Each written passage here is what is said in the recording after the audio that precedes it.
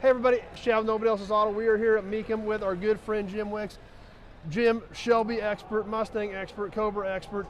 This guy, if I've got a Ford question, I don't Google it. I just call up Wikipedia here and he answers my question right off the top of his head. So I don't even have to go through all the stuff on the internet that isn't even true because I just call him and get the answer.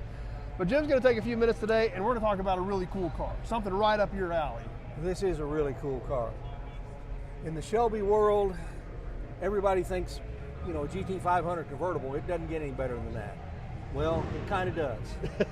This car we have right here is a 70, as well as it is a Super Cobra Jet drag pack convertible. So not something people typically ordered on a convertible. No, this was, and in these there's approximately 44 of these built. And you said that was with 69 and 70? Between 69 and 70. So between both model years, they only made 44 of these cars? Yes, that is correct. So very, very desirable car. This car's great color combination in the competition red with a white interior and a white top. I mean, if this doesn't have enough pop for you, I don't know what does. But, anyway, this nice looking car. The unique Shelby pieces on the car, of course. You know, Shelby, as they built the Shelby Mustang, they went in and changed the front clip on the car. All the Mustang sheet metal went away. This is fiberglass add-ons, and when we went, the bumper is even different than a regular Mustang. So the entire front clip completely specific yes, to the Shelby? Completely specific, Shelby only. The wheels are a unique 5-spoke Shelby wheel. As we go down the side of the car, you see the brake scoop, or air scoop is sometimes referred to, on the side. And then when we come to the back of the car,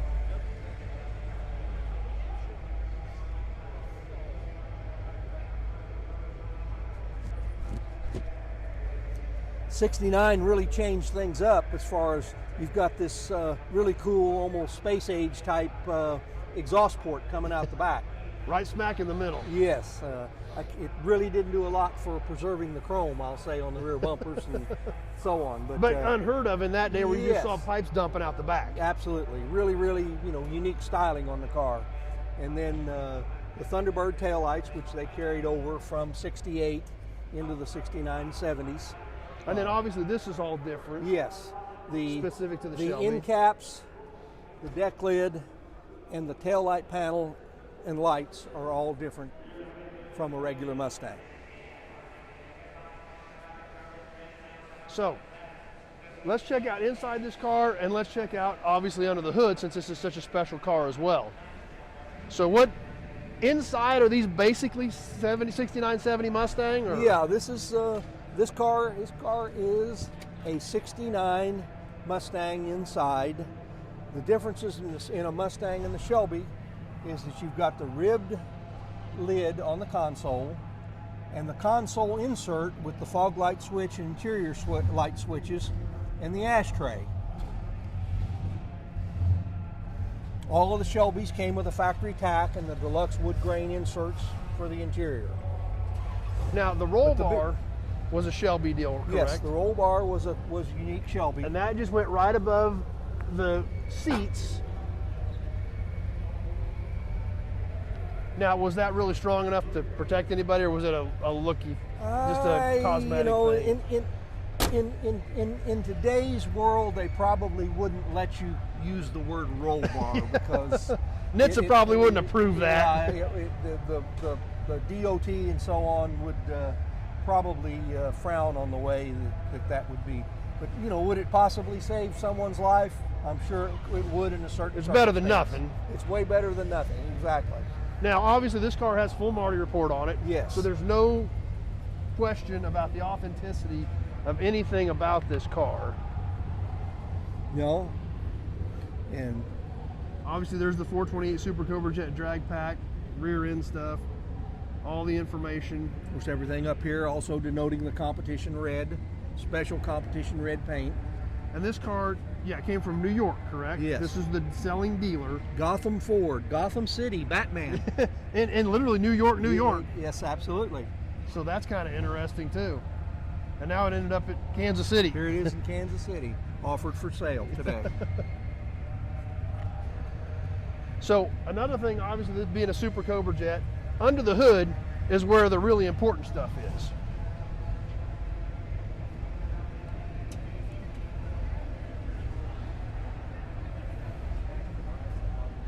In the Super Cobra jet package, what you can see very visibly, first thing you see is the oil cooler.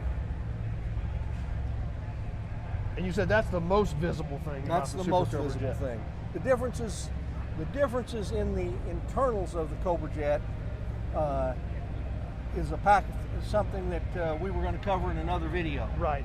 So we'll real quick though, it's mostly internal stuff. Yeah, absolutely. So we'll put a link in there to that other video, but this is mostly internal is what makes this a Super Cobra jet. When you walk up on this car with the hood open, and with it being a Super Cobra jet, the only thing that's going to let you know that something's different is this oil cooler. Everything else is exactly the same. So you said it was a different crank, different rods, different pistons. Yes. All heavy duty stuff. Heavy duty stuff, the internals to make it live longer under hard use. Which that's what they were built for. That's what they were built for. You know, which is kind of crazy to think about in today's trailer queen world where these cars are cherished and the roughest thing they see is being rubbed with a diaper. Absolutely. And the thing is, all of these cars, and this car easily documented because this car is a one-owner car. The gentleman that bought the car new is offering it for sale. He is still alive. And I had a nice visit with him about the car a little while ago. And, you know, people bought these cars not as a toy. They bought them as a family car. They bought it because they liked it. And they could get something a little cooler that they wanted, but they were still going to use it. They were going to use it. They drove these cars back and forth to work. They raised their kids in them. They went to the drive-in. They went to the they went out to the drive-in, had ice cream. Went to get groceries in them. Whatever you had to do, that's what they did. And you know, when they left the drive-in, they might have left the drive-in hooked up beside somebody else, and the legend of American street racing continues. Yeah. So, but anyway, very unique car, and in the Shelby world, a Super Cobra jet drag pack convertible is definitely one of the holy grail cars to own. Well, it'll be interesting to see what this thing does when it rolls across the block. Yes, it will. Once again, Jim, thanks for sharing some of your knowledge with us. Be sure to check out the full Jim Wicks playlist on the channel because there is just boatloads of knowledge that you've shared with us over the years. We've done some really cool Shelby videos, some really cool Ford videos, and a lot of other cool stuff that we found while we've been hanging out at these deals. So, but when we get into these Shelbys and the Cobra stuff, your knowledge is second to none, and we appreciate you sharing that with us. So, Jim, thanks once again for taking a few minutes with us. Thank you much.